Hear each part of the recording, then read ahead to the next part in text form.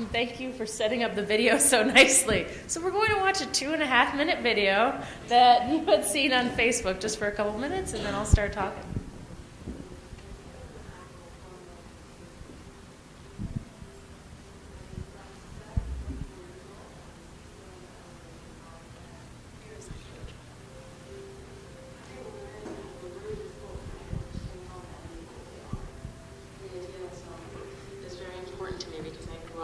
Kid of addicts, and we were kind of set up for failure. We were set up in a hole that we had to climb our way out of. I ended up getting a great scholarship to go to college, and a class ended up changing my entire life. The class assignment was designed something to fill actual needs. I did my research at homeless shelters. So the first project I created was the coat. The coat looks like a regular jacket during the day, but when you open it up, you can actually slide your feet in all the way up to your knees and Velcro it closed again to make a sleeping bag. I was talking to the homeless population in that area and getting feedback and making prototype after prototype.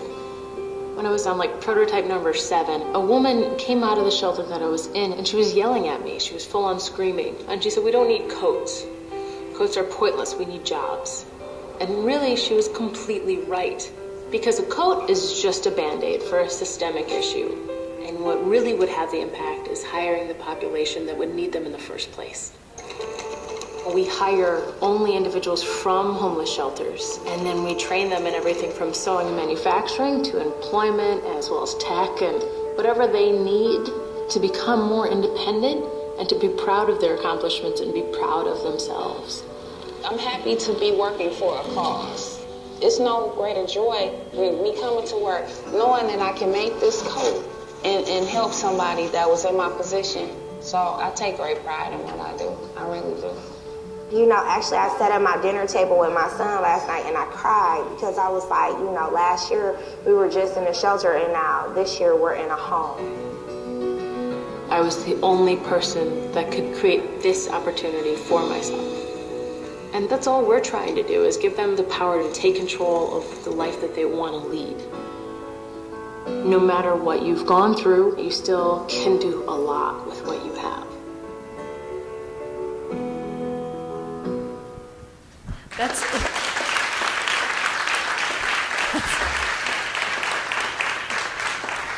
That's officially a first for me to stand there and amplify. I'm just doing that for all my talks, just have a video. Have myself speak through the microphone while I just stand there and hold it. That was wonderful. I'm sorry. Had to laugh at that a little bit. But I'm here today to talk about a lot of what I spoke about yesterday was more about the student side of like the crazy kind of story about how this all started. And it was a class project in college and how this class project really went awry and became a business. And how I hadn't really planned on any of that. And so yesterday was more towards the students and talking about how like you really can do this. You can figure it out along the way. It is not the easiest thing in the world. And you don't have to know everything before you start. And I think a lot of what I'm going to talk about today too is just like the influences that I had going through this whole process, because I obviously did not do it alone. You know, that video was done only last year with the Gap, and now I think at that point we had 10, 12 people total. We have 25 now. We give out coats in 29 states across the U.S. and in 4 Canadian provinces. So it's grown far beyond what was just like this little class project. And it's kind of surreal to think about. But that's not something that would have happened on my own, especially without a couple people really believing in me along the way. You know, I grew up as a really young kid, a product of 2 parents that suffered from addiction, are still to this day unemployed. And I went through school, and school was never a priority for them. My mother and my parents never finished college, let alone high school. And so education wasn't number one. To them, there were a lot more things that came first. So I'd get home, and there would be, you know, arguing, violence, all sorts of things. And what I used to escape was art. I used painting and drawing and all of that, because that's what I could do with almost nothing.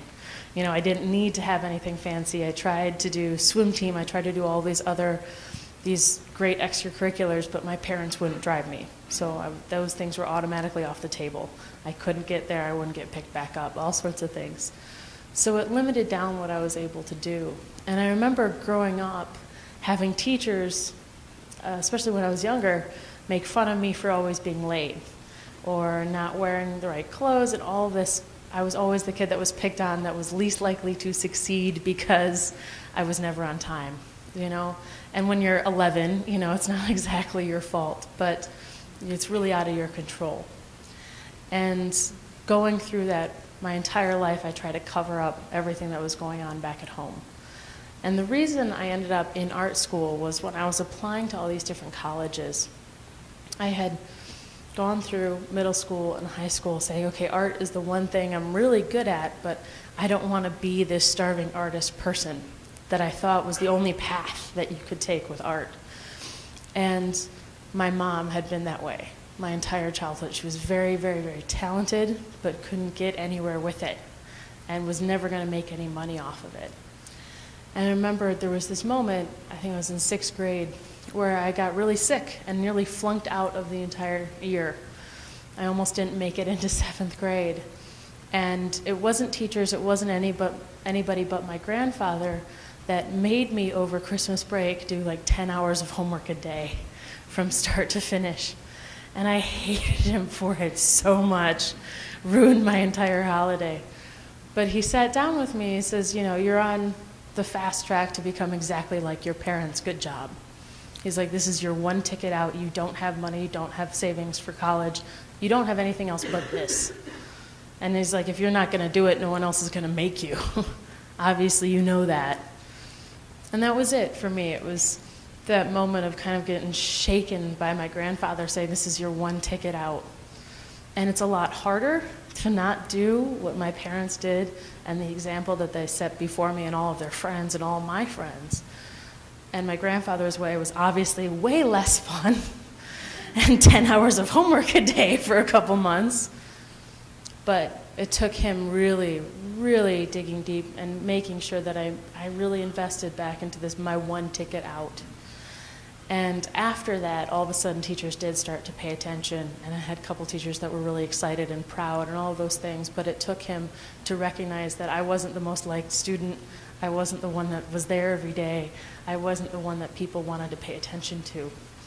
And it was all to him. I owe all this to both of my grandparents, that if I didn't have them, I was really lucky. Most kids that I grew up with in that area didn't have anybody else to show them that there's potentially a different life out there. You know, I learned that when the first person I ever hired from the shelter, she was talking about her kids. And her youngest said that he wanted, quote, when she asked him, what do you want to do when you grow up? He actually said, point blank, I want to be a pimp. And she's like, okay, we need to figure this out. But in their neighborhood, in their part of Detroit, where they were before getting into the shelter, that was the only person that had money. That was the only person seen enjoying their life. Was the only person seen being independent and having this cool car and this nice house and all. That was the only person that they saw. And for me, I was lucky to have my grandparents with that same exposure in the same way of they were friends with doctors and lawyers, and they had fancy dinner parties, and they didn't argue, and they took vacations, and I'm like, what is this crazy, that sounds amazing, I want to have all of that. But most of my friends that leave the same path that my parents did now, looking back and talking to them and seeing where they ended up, they didn't have exposure to any of that. And I'm really, really lucky I did. So the empowerment plan and all that wouldn't be here without them for that, you know, the 18 years before I even started college, before I even started the empowerment plan. And I talk about the crazy story of how this all came about and how this is, you know, this crazy class project, but it wouldn't have existed without them for years and years before then. And to make the transition now, when I got into college, I only went to art school because they gave me the best scholarship. And my grandfather at the time, in 2007, mind you, I'm really glad he said this, there is no such thing as good debt. He's like, nope, you are going to go to school and you're not going to have student loans. He's like, I want the one gift for you if we can make this happen. And I got 50% financial aid and 50% scholarship, and I ended up picking that school. Instead of, I had applied to Yale and RISD and got in, but they gave me, I think it was like $3,000 to $6,000 a year, and that's the most that they gave. And the budget was $42,000 a year. I'm like, I don't know if I can do that. And so I settled onto CCS, and when CCS asked me to tell the story of why I picked that college, they don't really like my answer. Well, you gave me the best financial aid package. It wasn't because you were my favorite, but my grandfather was like, you can make your education whatever you want it to be. Pick the school, you can make it the best thing you can, but you are not going to come out unable to be able to support yourself. Like I don't want you coming out of college in debt. And I'm really glad. I wouldn't have had the empowerment plan now. If I had to worry about paying myself right out of college, I don't think the empowerment plan would have worked. I don't think I would have been able to start it. But it all happened because of this crazy class project in product design, which to define product design is like making toasters and fire extinguishers look sexy and fast. I talked to the school in Texas recently. They're like, what is a sexy toaster? And I'm like, let me draw one for you, and got up on the whiteboard and drew a toaster with a bra. And it was really great. But to define it, it's like everything that you touch on a day-to-day basis. And for me, that was that fusion of art and design and actually being able to make money, because that was priority number one in my mind. I want to be able to take care of myself. And went in there, and we're all being taught how to make the fastest looking, whatever it is, inside of a dishwasher. And we're all being told to make things and design things to be trendy right now, and obviously to phase out in a couple of years. Even with kids' toys, it was very disheartening. It's like, make it look good for the picture. We don't care if the kid likes to play with any of that stuff. It just needs to be sold in one shot.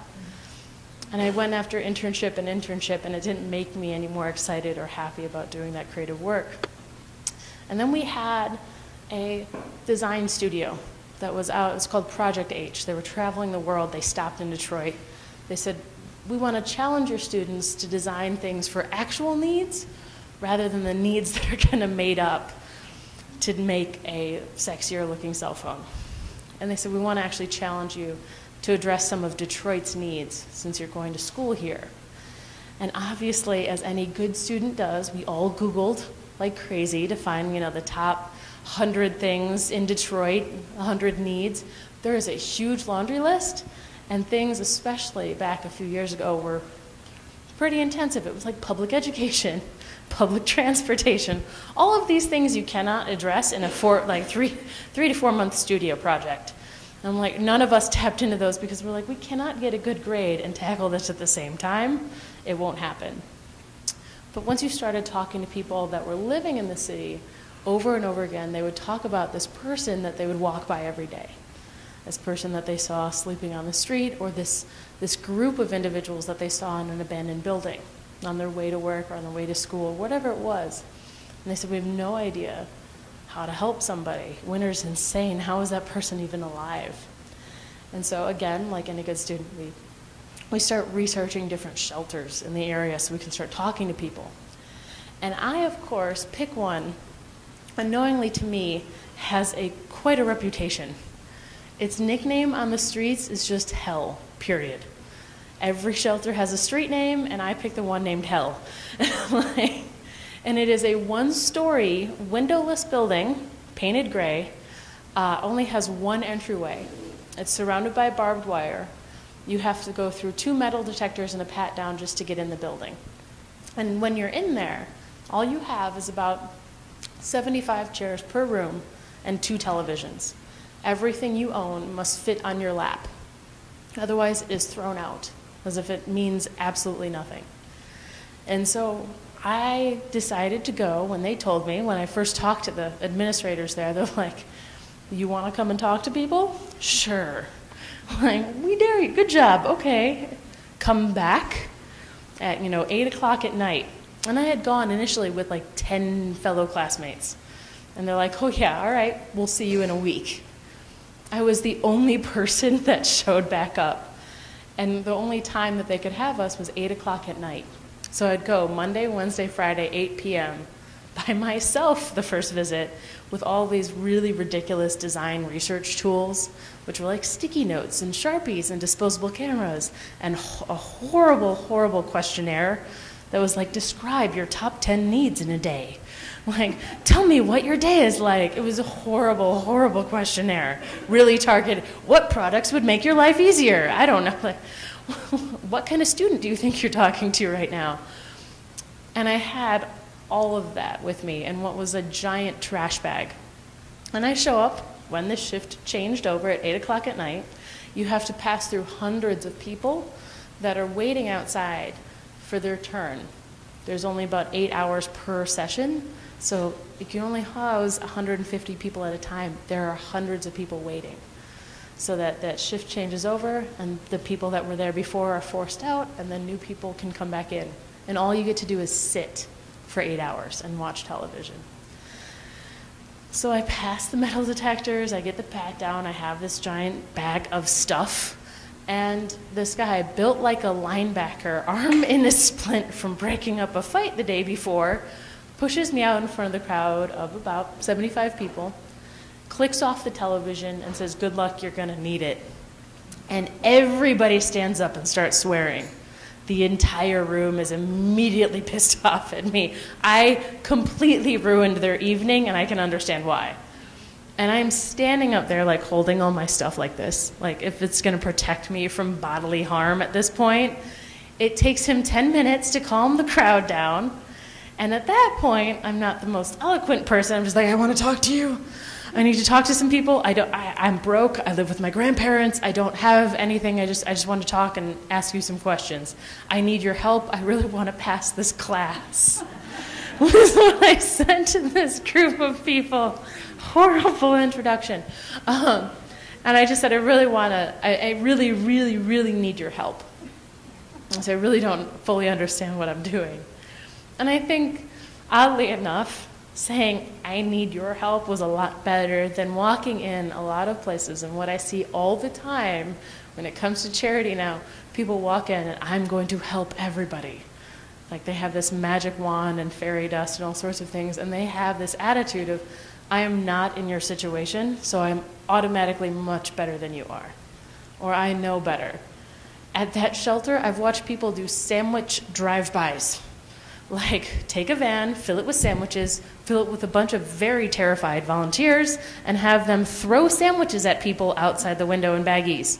Because that area is not the friendliest area. It's not the nicest area. It's actually kind of terrifying.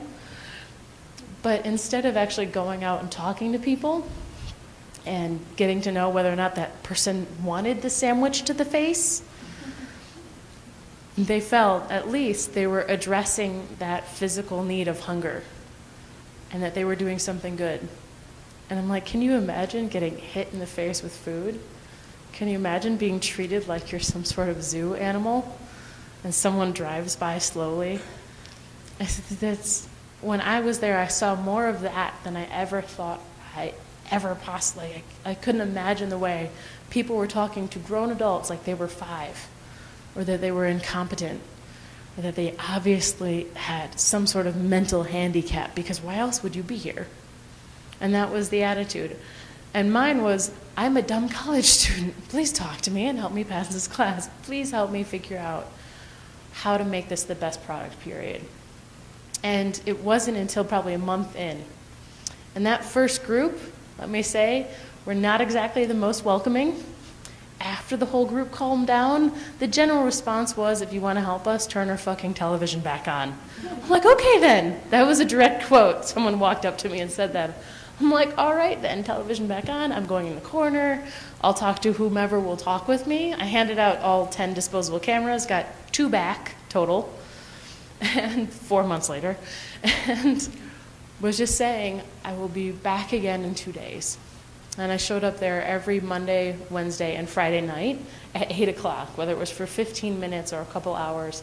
It was just to be there, like I said I would. And by the end of that first month, I'm like, okay, I need a product now, and I have no idea what to do. But there was this playground, kitty corner, like literally across the street from the shelter, and it was covered in tarps and clothes. And 2 people were living inside of it. I took a picture on my cell phone, I still have that photo, and walked away, came back a week later to the same spot, and it had been burned to the ground in a turf war. And the 2 people that were living inside of it actually survived that incident, only to pass away about, I think, 2 years later, just from living on the streets for so long. And for me, that was the most shocking thing I had ever seen. And not the fact that it was torn to the ground, but that here is this shelter, and you decide to build yourself a home, or you decide to build yourself shelter right across the street. Right across the street from somebody that is trying to give it to you for free. Like, why in the world would you build it for yourself when somebody is here giving it to you? And it's not that you can't access it. The service is right there. You can see it. You're looking right at it, and you're sleeping in a playground.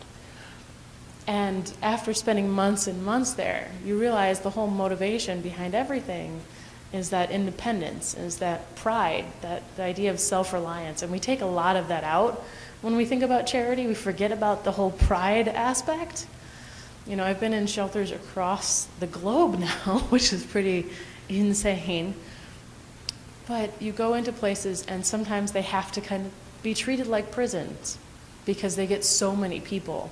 And to manage all of that with almost no money is very hard. But the people inside, I've hired enough people hearing them say, you don't know how hard it was for me to go there. You don't know how I was treated. I've been treated like I've been less than human for a very long time. And so starting all of that and recognizing that I had to come up with an actual product at that point, recognizing that it wasn't the physical need of having a shelter that's 20 feet away. It was that emotional need of still having pride and still wanting to be mobile and still wanting to take care of yourself. And that is when I started coming up with that first coat. I initially wanted to make a coat tent sleeping bag. The first one took me 80 hours to make one. I had to learn how to sew for my mother. It was single-handedly the worst spring break of my life. I seam ripped 5 wool coats, Frankenstein sewed them back together, and then cut out the pattern, plus recycled trash bags, recycled billboard fabric, and then grocery bags, plus a nice amount of orange construction fencing. Because in my mind, recycling meant literally taking trash and making it into something. It took me 80 hours to make it. It probably had 20 needles broken inside of it in places because I was trying to do this on a home sewing machine while simultaneously learning how to sew for the first time in my life, and ended up with this prototype that weighed about like 20 pounds. It's a little heavy for a jacket, and smelled faintly of like 5 different people's 20-year-old wool coats. And then you got the nice recycled billboard fabric. So on top of it, it smelled like faintly of like wet dog and person. And I brought it back to the shelter, so excited about this horrible thing I had wasted 2 weeks of my life. No, I'd spent 2 weeks of my life on. And I was those kids that make those macaroni noodle paintings. I was like one of those children presenting it to your parents, and your parents are just like, ugh, that's so beautiful, good job. The entire shelter pretty much reacted the same way. Oh, that's nice, good job, like, we're really proud of you, this is good. In theory, I had people trying it on. The first woman couldn't even stand up inside of it. It weighed too much. And then when you laid it out on the table, I'm like, look at this, awesome. And then immediately the orange construction fencing collapses and it is no longer a tent, it is now just a sleeping bag. So first design change made. Like, tent doesn't work, look, it's a beautiful sleeping bag. And when it laid out, thanks to the awesome trash bags, the first comment was, this is nice, but it looks like a body bag and there ain't no way I'm falling asleep on the streets in a body bag. And I'm like, all right. Okay, awful prototype number 1. and quickly and rapidly went through prototype number 2, number 3, and kept on coming back. And each one got slightly better in speed, like went up to like 60 hours. And by this point, I had 2 awesome things that I'm still very proud of to this day. I had a street name. I became known as the Crazy Coat Girl, or just the Coat Lady, period. Just the Coat Lady. People didn't know who I was, but I'm like, strangers would be coming up to me on the streets being like, "You're the Coat Lady, right?" I'm like, yes. I'm very proud of this. And I also kind of had this spokesperson. He was about 5'2". He had been on the streets consecutively for 15 years. So not a single night off for 15 years. And really, if you asked him, though, he had been on the streets for about 20. And he had this crazy, deep, raspy voice, and his name was Pee-wee. And everybody feared him. Everybody gave him the seat. Everybody gave him the first food. I'm like, okay. And he became kind of my spokesperson. He would walk around with me, and if you look at our first couple of videos or articles, you see this guy trying on the coat. And he'd always do demonstrations, and he'd be talking it up, and he'd be like, "This is the Coat Lady, she does the coats. I get the first coat, but you can get anyone after that." You know, it was just this, I was so lucky to have somebody, because I was in not the safest area, and every time I talk to young kids about this, I'm like, do not do what I did. Do not go alone at 8 o'clock at night to a shelter nicknamed Hell in downtown Detroit. I'm like, that is not something I recommend. But I was lucky enough to have somebody, because I was designing it with him and designing it with the people there, that really embraced it. Even to this day, my team doesn't like going back. And they've been in shelters, they're like, this is not safe. They form like a protective barrier. They're like, "Miss Scott, no talking to people." I'm like, no, this is what I love to do. It's not the safest, but it's where this all started. And because of that, I had been getting so many requests. People were like, "I want a coat." And I'm like, there is no way. Because it takes me about like 2 weeks to make one with my mother in my grandparents' basement. And I got enough people asking that I was like, you know what? I'm going to try to write a business plan.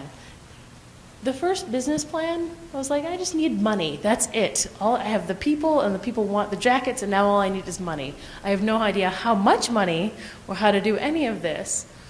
But the first business plan was hysterical, because it was 15 pages of photos, very beautiful business plan, probably 5 sentences total in content, a lot of infographics, and one very, very, very, very small spreadsheet in the back. Because as an art student, math was not my strong suit, and neither was Excel as a design student.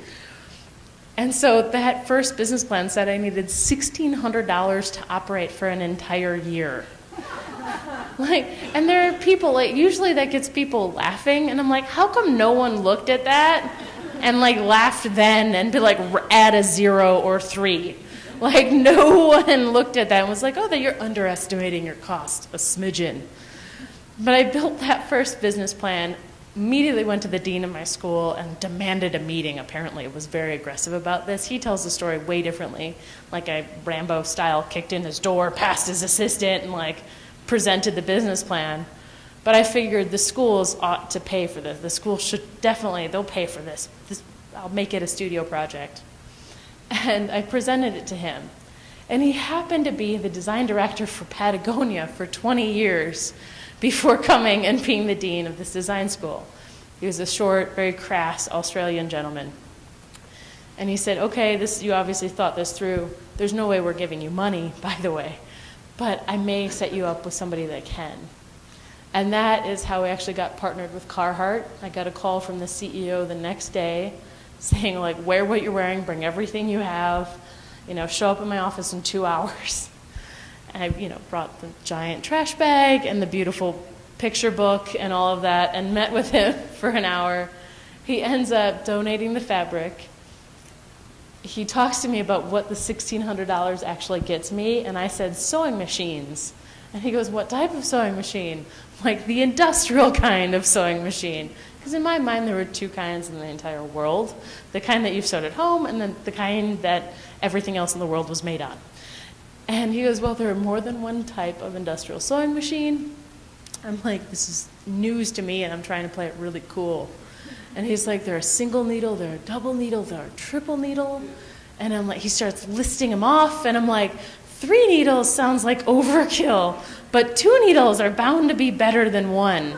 First business decision made in my head, and I'm sitting there being like, yes, of course, presenting myself, of course, we need double needle sewing machines. Yes, and he's like, how many? I said 2. He's like, how about 3, just in case? And I thought I was playing it very cool with this CEO of this company that has tens of thousands of employees doing production. And he's like, do you want it to have walking feet? And I'm like, sure, yes, have the feet walk and all the... I am just blacking out at this point. Just say yes to everything he offers. You may not be able to use it, but it could come in handy. And the next day, get a call from all of their factories across the U.S. and from their VP saying, we have 2.5 tons worth of equipment here on 2 freight trucks. Where do you want them to go? And we have this residential address on file. Is that okay?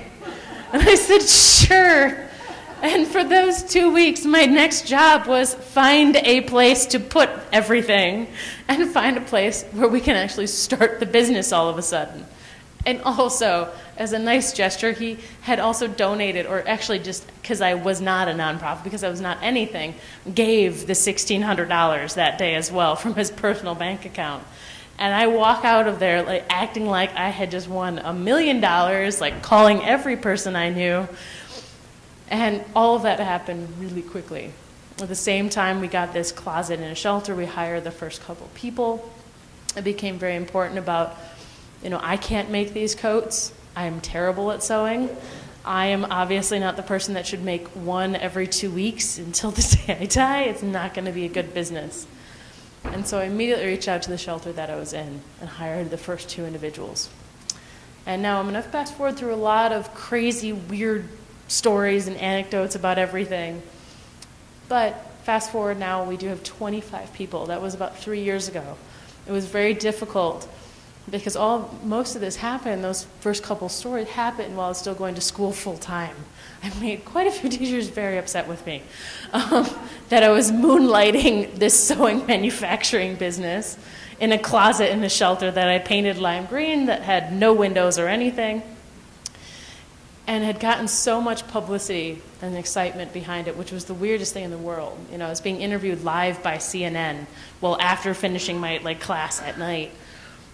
And they were like, where do you see this in yourself in 5 years? And I'm like, deer in headlights, blank stare, hopefully still running, no clue what to say because I hadn't thought of it as a business yet. And that was the toughest decision in the world to make before I graduated, that I wasn't going to apply to work anywhere else, that this was going to be it. That the day after I graduated, that I wasn't going to go get a job somewhere else. And I had to convince my grandparents of that too. That they're like, what if you get a job offer that pays you money and things and allows you to move out? I'm like, I'll have to turn them down. And it really was. It wasn't, though, at the end of the day, it really wasn't the biggest risk in the world. At the end of the day, I would be okay. Even if people talk about this failure thing all the time, it wasn't going to be a failure no matter what. I was still going to be able to live with my grandparents. I had no money. I really didn't have much to lose. But if it didn't work out, I still had a degree. And I still could go work anywhere. And that's a lot more than pretty much everybody that we hire has the opportunity to do. It's like worst case scenario, I'll still be in a great spot. So this, even if it doesn't work out. And now it's about offering that same opportunity to make a mistake. And what I say to my team all the time, fuck up while you're learning. And you're not going to get fired. You're not going to lose your job. Not everything is going to collapse around you. That same opportunity that I had when I started is now something that we definitely try to get in with every single one of our employees. And also, we have 25 people now. It's absolutely surreal. I never thought I'd be an employer. But there's one person, and I'll end my speech on this one particular person that is probably the cornerstone to our entire business. Her name was Annis Maxwell. She was one of the first 3 people I ever hired. She had been in prison for about 10 years. She had been released. Before that, she was in the Navy. She had served in the military. She was a really wonderful, powerful lady. And she had been released at retirement age, about 58, 59. And she had money saved up from being in prison.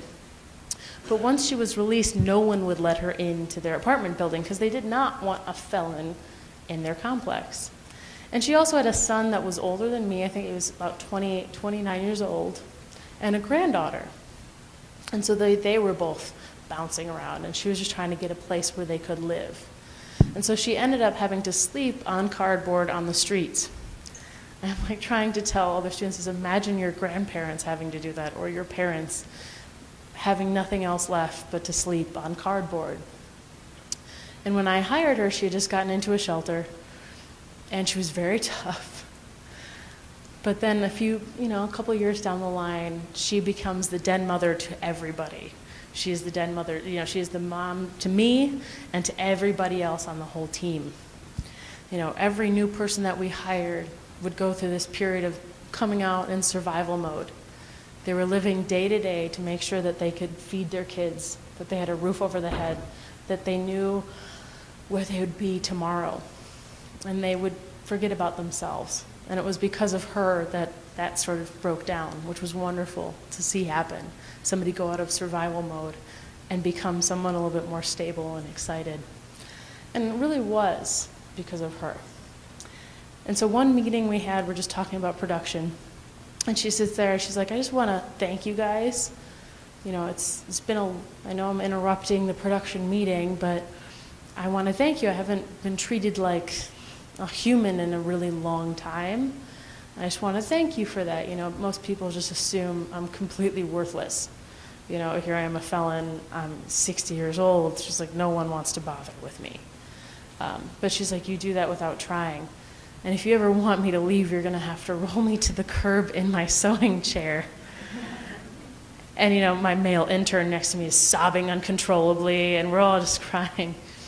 And, fast forward a year later, she's getting off the bus and going home, and she collapses and dies of a heart attack. And that destroyed all of us. She was the cornerstone to the culture that we were trying to create as a company. And I get back, we all go to the funeral, and her son gets up and starts talking. And everybody before him was talking about this pre and post Annis. And I was like, what are you talking about? I thought they were talking about prison. And he gets up there and says, I want to thank you, Veronica. I've gotten to know my mother more in the last 3 years than I have my entire life.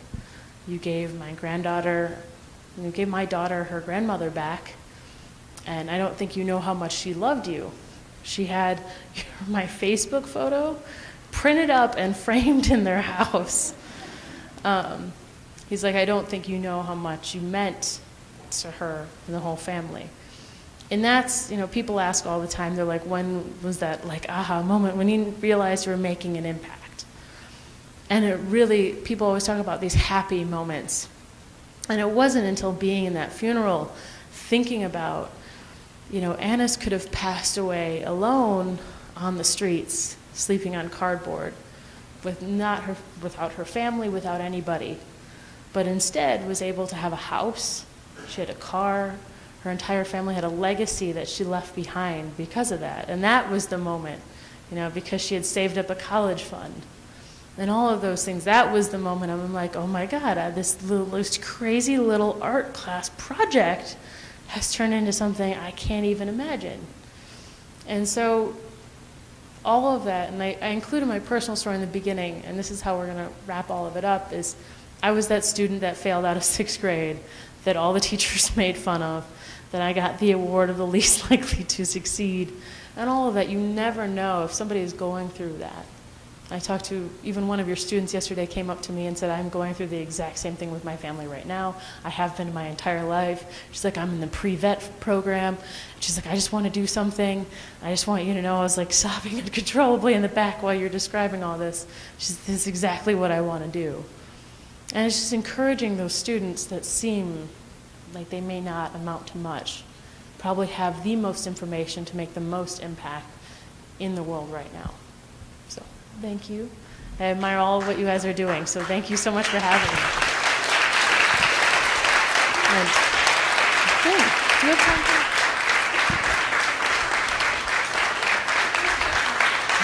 Thanks.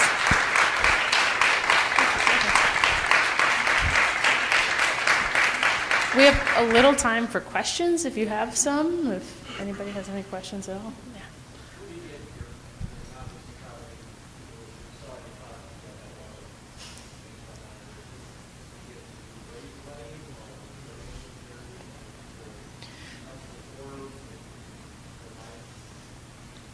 So right now we're a complete 501c3. We're a nonprofit. We kind of went about this backwards. We're a manufacturing facility that's a not-for-profit. But right now we're completely funded by donations, whether it's sponsorship of coats. We ask usually people to donate $100 per jacket, and it usually gets we have their names signed inside the tag. That's the only branding that we have. And those amount to a good portion of our budget, and sometimes people sponsor the actual jobs themselves. I have a lot of weird, crazy stories, but one was last year. Madonna sponsored 3 jobs. We're one of her U.S. nonprofits that she supports, and she came in and met the whole team, and everybody freaked out. But she was able. That's a funny story, and bedazzled OSHA glasses are like OSHA code safety wear is the moral to that story. But she ended up sponsoring 3 jobs. And so a lot of what we're doing right now is the sponsorship of the employment side as well as the jackets themselves. But long term, we're 3 years old.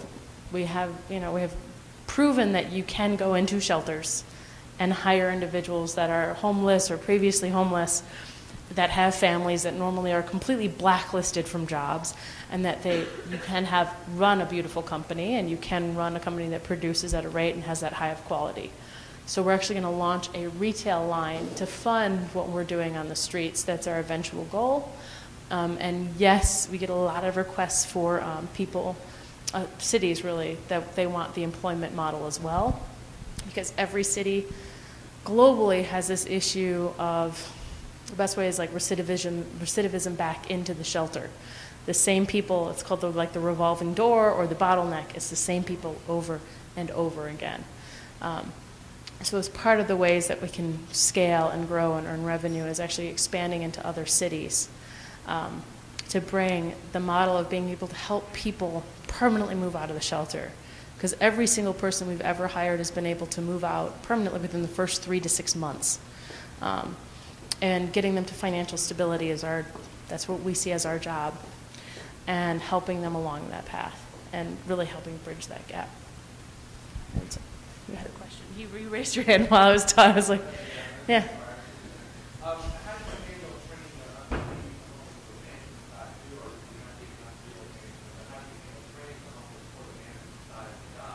We're doing that now, so no one knows how to sew when we hire them either. So they go through a 3-month intensive sewing program where they're being paid full-time to learn. But then the next step, what we've started doing is conflict resolution skills, leadership training, professionalism, the basics, because there are other programs out there that do a wonderful job with GED. They do a wonderful job. 7 people of our individuals in our program right now are getting college degree, like college education classes, college level, whether it's from the University of Phoenix to Wayne State to a local community college, and 7 are in GED programs. But that way, we don't have to take on that programming. We have an individual mortuary sciences all the way into cosmetology. It's like, what do you really want to do?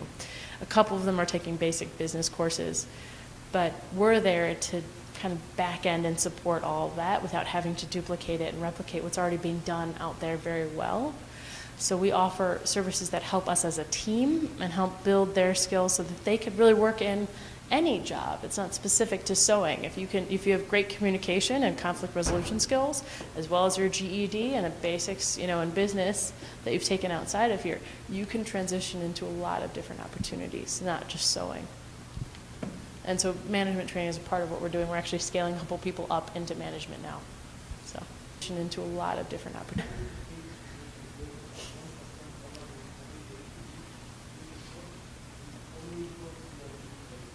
So the production schedules, we make on average about 30 coats a day. Attendance is something we got to constantly be wary about because the first year of training is the rockiest. Anybody, no matter where we hire from, there's quite a pathway to get from the shelter into your home. And all those health issues, like I talk about survival mode a lot, people push all those things back so that they're meeting their daily needs. Do I have food? Do I have water? Do I have a place to sleep? So that first year is the rockiest, and that we just allot for that. And we know we have an 80 to 85% efficiency on a day-to-day basis on the floor. We actually have a lean manufacturing specialist that just came in, and we've spent the last 6 months. Everybody is now certified in lean. We all have little diplomas, but to set up a streamlined production facility that can be flexible with the fact that people are always training and people are always learning. And so we can make the 30 coats a day, about 550 coats a month. And we're storing quite a few of them. We just gave out the last 900 right now. So our distribution during the year is usually from September, like late September, October, all the way into the end of March. And then the rest gets stockpiled and stored within the Salvation Army that we work with as far as warehousing. And they also do distribution. And for outreach, when it comes to actually getting the coats out on the street, we don't do any of the distribution ourselves. If I had tried to get a van and hand out all the coats that we made in the first year, which was only 25 of them, so it wouldn't have been a big van, it could have been my Honda. But to be able to pass out those 25 coats would have limited the scale immediately. And same with moving forward in the future is that there are organizations that do outreach very well, that have been doing it for 20 years or more, maybe even 100, you don't know. But they have the trust and the respect on the streets where they are. And the more I traveled, the one, going to San Francisco, going to Alberta, Canada, and handing out coats, they didn't know who I was. They didn't care. I was known as the coat lady in this small little area of Detroit, but outside of that, no one trusted me. And so what we do is we partner with those outreach organizations and get the product to them. So we fundraise accordingly, or they come with some of the funding, and then we partner with them to get the coats out. And that's why instead of just being in Detroit, we're in 29 states instead of just in the city. Any other questions? Yeah. He did get the first coat. He did. It was a horrible first prototype, too. I really feel it was a bad version. And it's sad because Pee-wee is an example of the chronically homeless. The minute he got housed, within the first month, he passed away. That is very common with people that are on the streets for 10 or more years. Like I said, living in survival mode for a very long time, you can literally survive, but beyond that, it's like when you travel a lot or when you're really busy and then you have your first day off, and the next day you get sick. The same thing happens if you've been on the streets for years and years, and all of these health issues have been pushed back. All of the pain, all of that gets pushed back to make sure that you can get to your next meal.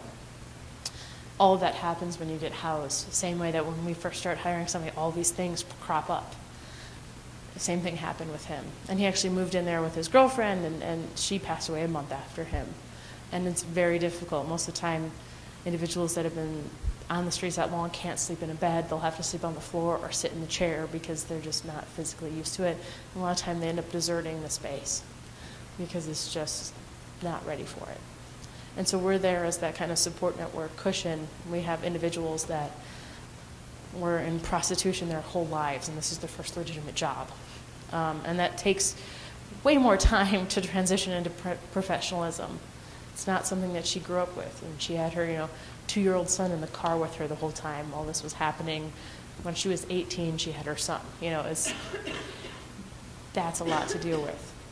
All the way to somebody that actually used our coats at one point and was squatting in these abandoned houses and was on the streets for years and years. Her transition to being financially stable takes a lot longer than somebody that had to escape a domestic violence situation and ended up in a shelter. any other question? What time do we have? Okay, I think we're out of time, but thank you so much. I just want to make sure. Thank you so much for having me.